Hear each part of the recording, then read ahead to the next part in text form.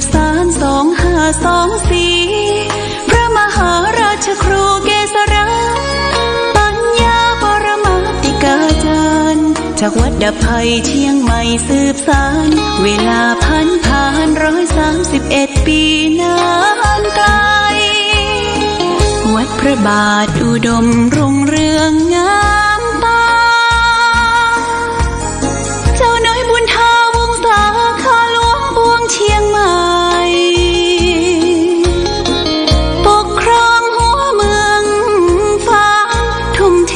แรงกายแรงใจทุกชาติพันธุ์รวมใจรักษา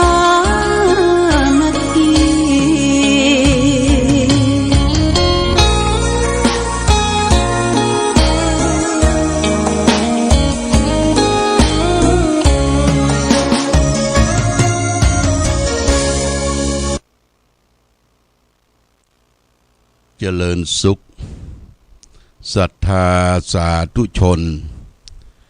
ญาติโยมท่านพุทธบริษัททั้งหลายวันนี้รายการธรรมประทีปส่องต่างก็ได้มาพบปะกับพ่อแม่พี่น้องศรัทธาสาธุชนญาติโยมแห่งครั้งหนึ่ง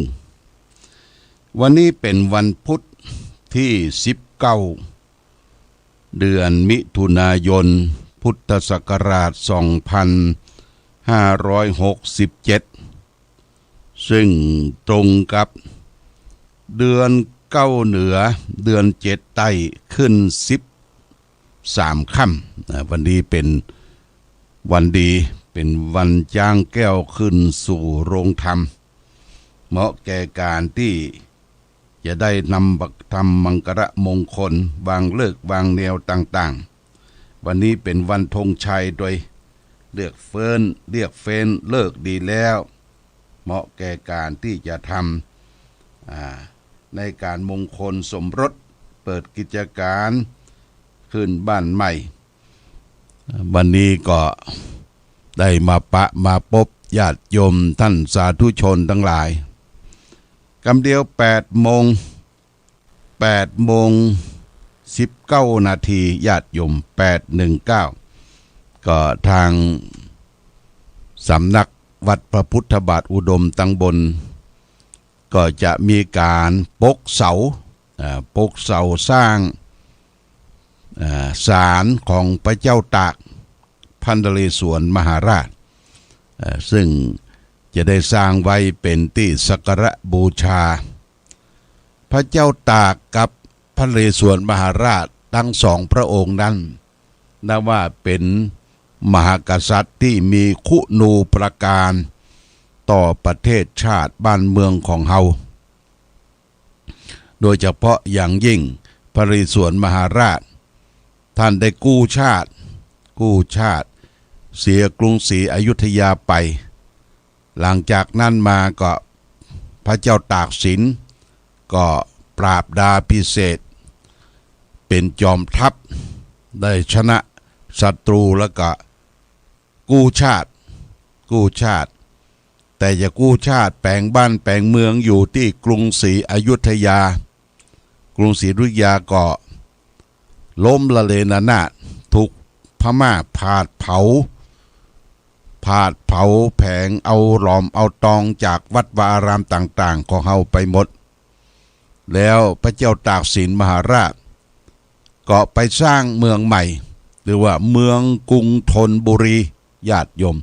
เมืองกรุงธนบุรี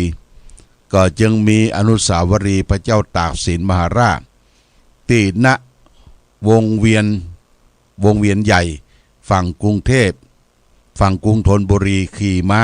ถือดาบแล้วก็หลังจากนั้นมาพระพุทธยอดฟ้าจุฬาโลกก็ย้ายกรุงธนบุรีมาสร้างกรุงเทพพระมหานครเป็นเริ่มต้นของปฐมกษัตริย์จักรีวงศ์มาจนถึงปัจจุบันนี้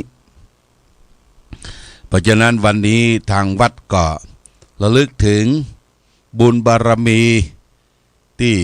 มหาราชทั้งสองพระองค์ที่ได้สร้างบ้านแปลงเมืองได้ก่อกู้เอกราชชาติไทยเรามาก็จะได้สร้างศาลนี่สร้างอาคารก่อนอาคารเสร็จเรียบร้อยแล้วจะได้อาราธนาสารูปของพระองค์ทั้งสองท่านมาประดิษฐานที่ฐานใกล้ๆกับแจ่งเจดีย์ของวัดพระพุทธบาทอุดมข้างบนที่สำนักปฏิบัติธรรมเยื้องๆกับหอเสื้อวัดอันนี้วันนี้ก็ได้รับความเมตตาจากปอานานอนันต์ชัยวงศ์เป็นเจ้ากรรมพิธีเพื่อจะได้ยกเสาเอกเสานางสร้างเป็นอาคารเป็นตึกญาติโยมคือหลังคานี่จะเปียงบ่มีหลังคาเป็นจิกเป็นจองเพราะว่าดังบนเฮานี้มีป่าไม้นัก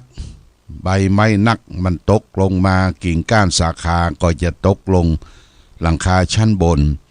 อันนี้ก็แจ้งญาติโยมท่านสาธุชนทั้งหลายสร้างเสร็จวันที่เฮาจะอาราธนาพระเจ้าตากสินและก็พระนเรศวรมหาราชขึ้นแท่นเมื่อใดก็รอฟังญาติโยมรอฟังเขาจะมาร่วมด้วยช่วยกันที่ยกยอเทิดทูนบุญบารมีของมหาราชทั้งสองพระองค์ที่จะได้นำมาประดิษฐานณที่บนสำนักปฏิบัติธรรมวิปัสสนาน้ำบ่อสาวาสำนักปฏิบัติธรรมแหล่งที่21ของเฮา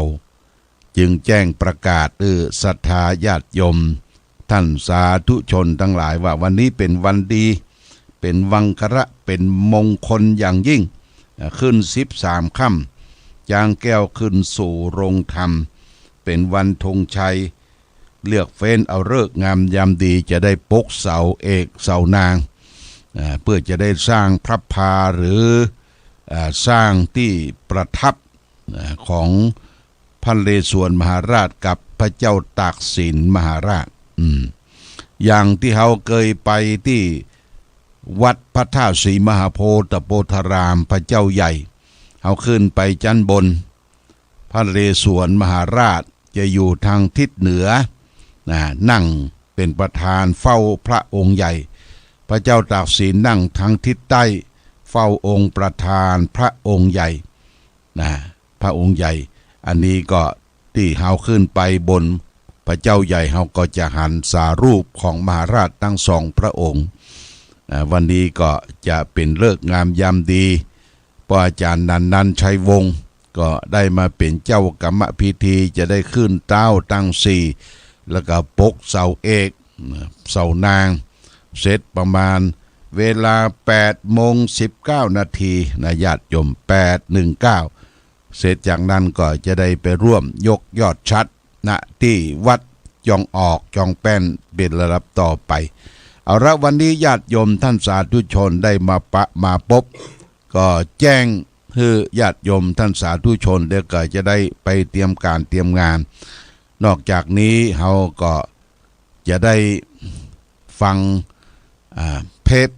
ฟังเทปธรรมะที่มีอยู่ธรรมะในเรื่องอย่างก็ฟังต่อ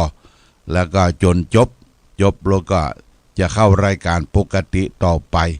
วันนี้รายการธรรมะประทีปส่องต่างได้มาพบญาติโยมท่านสาธุชนทั้งหลายก็พอสมควรแก่กาลเวลาขอความผาสุกความมีธรรมจงมีแก่ศรัทธาสาธุชนญาติโยมทุกท่านรายการธรรมะประทีปส่องต่างต้องขอลาก่อนขอผู้ฟังจงตั้งมั่นจิตหันษาด้วยธรรมะขององค์พระพุทธาได้นำพาให้เกิดความสุขสงบเย็นขอเจริญพร